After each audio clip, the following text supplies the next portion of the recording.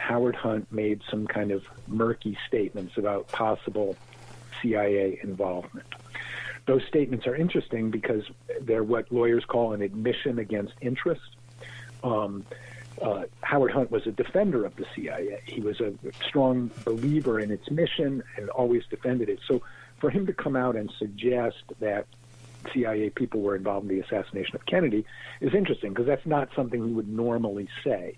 It was not in his interests to say it. So as an admission against interest, it was interesting. The problem is Howard Hunt was a scoundrel and a liar. And in the course of making those statements, he also made statements that were exactly the opposite. Sometimes he would say, yes, CIA people were involved in what he called the big event. But other times he would say there was no conspiracy and they weren't involved. So if you're sitting down as a scholar and examining his statements in their totality, I did not quote Hunt to that effect in my book because there's too much room for doubt about what he was saying. So some people jump on that and say, oh, Howard Hunt's deathbed confession. Well, he wasn't on his deathbed, and it wasn't a confession.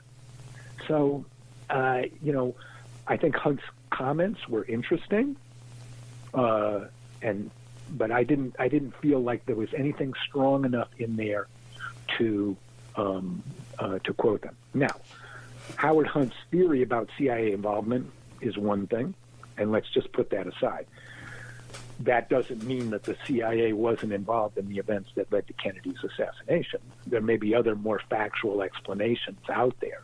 Certainly, there's a consistent pattern of CIA deception and secrecy around the assassination, which started on November 22nd, 1963, and which continues to this day. That's not a theory, that's a fact.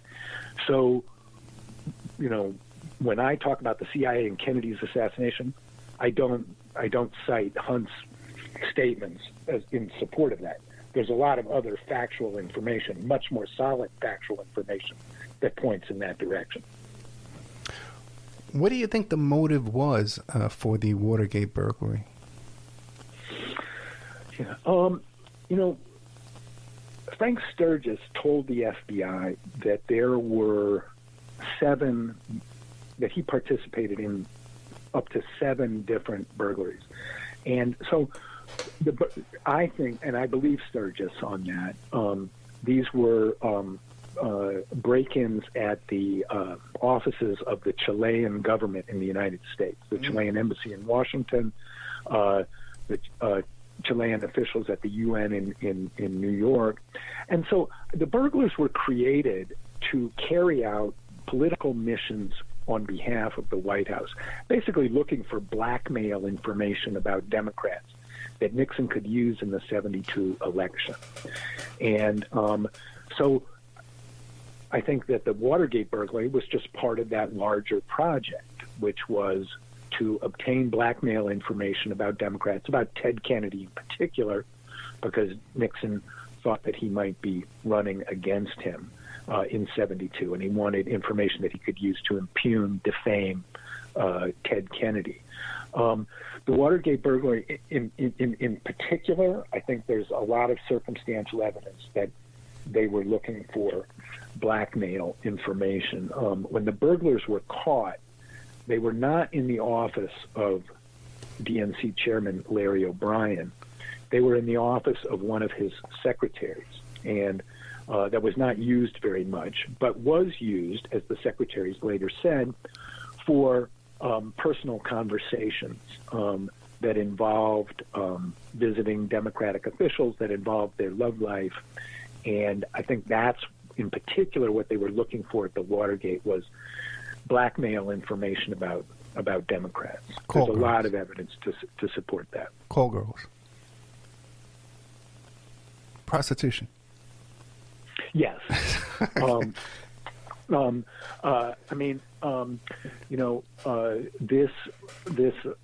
phone line that they and this office that they were using was used by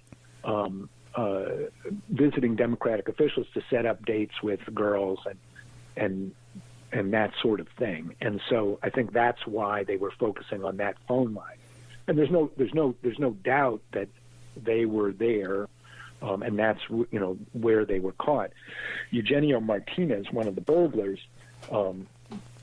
testified to this effect, that he was in that office and had a key to the desk. Now, how he got the key to the desk and why they were focusing on it, Eugenio Martinez would never talk about that. And in fact, when he was interviewed and did an oral history for the Nixon Library many years later, he sat down for a probably 2-hour conversation.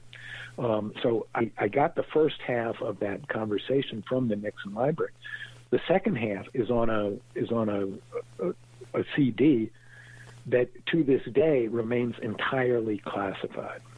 So, what was really going on there? We don't really know, but the best evidence points to seeking to obtain blackmail information about Democrats from the DNC. But, they were looking for lots of things. They were looking for financial records. It didn't have one particular purpose. You don't send 7 guys into, 5 guys to do a burglary, just to find one piece of information. That was they were looking for lots of information, anything, scooping up information so they could take it back and figure out how it could be used to the White House political advantage. Jefferson Morley, I got a question for you. And I've asked, I know St. John Hunt, E. Howard Hunt's son, he's been on the show. I've had Jim Rothstein on the show. He arrested Frank Sturgis. A.J. Webman's an old friend of mine. He was had Thanksgiving dinner with Marita Lorenz. He wrote the book about the 3 tramps. I've asked all these people. Now, here you got in this room some of the baddest guys on the planet. E. Howard Hunt, Frank Sturgis, Liddy, some of the baddest assassins, hitmen, killers on the planet. Bill collectors for the mafia. And a couple of cops show up and they just surrender? That's what happened. Yeah, I know. What do you make of that, though? I think that's what happened. I think that Howard Hunt was not a very good covert operator. He had many spectacular failures in his CIA career, failures of tradecraft, which Helms bailed him out on. It doesn't surprise me that Howard Hunt screwed up. I think they were overconfident, and they got caught. So, it is interesting that some of the burglars felt that Hunt, somebody had deliberately screwed up. But it's very hard for me to believe that Howard Hunt deliberately botched that. The Watergate burglary ruined his life. Mm-hmm. His panic afterwards is very real. McCord immediately went home and started burning stuff in his house. Okay, that doesn't look like it was planned. So, I think that they screwed up. They were overconfident, and they screwed up. I don't believe that it was deliberately botched. Okay, but possibly set up? I saw no evidence of that. Gotcha. What do you make of Ted Shackley being out, having to be parked out in front? I think it was his day off, right? I don't know anything about that. I might be pronouncing the name incorrectly, but he was like the local sheriff with some CIA background. He just happened to be out in front on his day off. Okay, I'm probably getting. No, go ahead. Ted Shackley, the undercover officer. Yeah. I'm blanking on his name. I mean, it happens. Just because something's unlikely doesn't mean that it's a conspiracy. I saw no evidence to point to that as somehow a setup. I think it was, hey, something big happened. A cop was on the scene. He jumped on it. That's not surprising to me. I agree with you. Yeah, the simplest explanation is often the correct explanation, and it's a small world. It really is. It's fascinating what a small world it is. Now, what was the dance, the Scorpions dance that took place after the capture? The Scorpions dance refers to the dance between Helms and Nixon. Yeah. And a big part of the book is describing the dynamic between these two men, who were very different. Okay, Helms is kind of the epitome of an East Coast establishment figure, went to Williams College. His grandfather was the president of the International Bank of Settlements, an important multilateral financial institution. His father was a corporate executive at the Aluminum Corporation of America, really a guy who's a product of the American establishment. Very well spoken, lots of friends in Washington, in the press, in the Congress, in the federal government. And Nixon is very much the opposite. He comes out of nowhere. He's a poor boy from rural California. And he never let you forget it, said Bob Haldeman, his chief of staff. He was put upon. He had a chip on his shoulder. He never got the advantages in life that a guy like Dick Helms had. And so he comes to his relationship with Helms with a lot of suspicion against the CIA in general and also against Helms personally. Nixon thought that Helms, because he came from the East Coast establishment and had this kind of pedigree, that he must be some kind of liberal.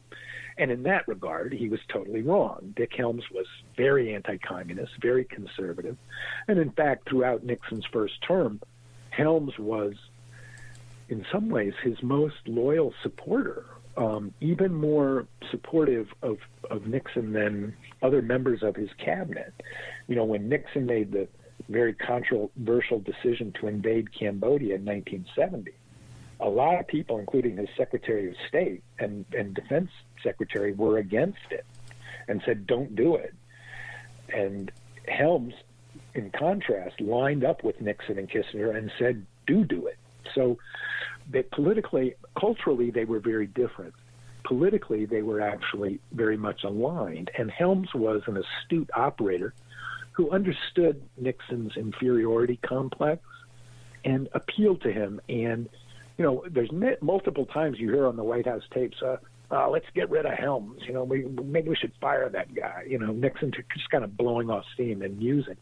And so, his job was in jeopardy, but Helms was clever and astute, a good judge of character and personality, and he figured out how to stay on Nixon's good side. Well, that working relationship that they had established was put under tremendous pressure after the Watergate burglars are arrested. Because think of this, Ed, right? Helms has provided these burglars to his president, right? Helms regarded it his job. If the president wants it, you do it. No questions asked. That was the way he handled his directorship of the CIA.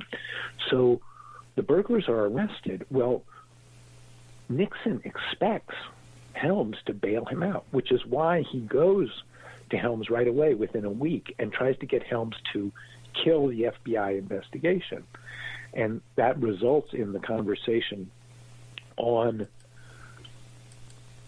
June 23rd, 1972, 1 week after the break-in, where Nixon calls in Helms, and when he's prepping for the meeting, Nixon talks to Haldeman, and he says, you tell him, Bob, that if he doesn't help us, it's going to blow the whole Bay of Pigs thing. Wow. And, what was that? And so Scorpion's Dance really unpacks and provides, I believe, the most convincing explanation for that. Now, Haldeman, in his book, said that the whole Bay of Pigs thing was kind of Nixon's code for JFK's assassination. And people have argued about that and all that. My book shows that Haldeman was definitely correct. It was Nixon's coded way of talking about JFK's assassination. And the proof is found in a White House tape that happened 8 months earlier, in October 1971. Let me explain the backstory of the whole Bay of Pigs thing. As soon as Nixon came to office, he started sending his other aide, John Ehrlichman, over to Langley with a mission. And he wanted to get secret CIA documents about a bunch of things that had happened in the history of the agency. Nixon, like most presidents, wanted to make sure he was in control of the CIA. And so Ehrlichman, at Nixon's behest, presses Helms for secret CIA material on the Bay of Pigs. And Ehrlichman goes to Langley headquarters every 6 months or so, starting in 1969. So multiple times.